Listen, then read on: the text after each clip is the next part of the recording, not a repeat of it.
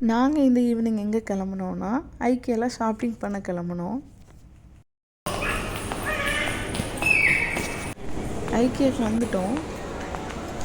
ஐக்கியாவில் எனக்கு பிடிச்ச விஷயம் என்னென்னா, ஒரு ஃபுல் ஹவுஸை அழகாக இன்டீரியர் பண்ணி வச்சுருப்பாங்க.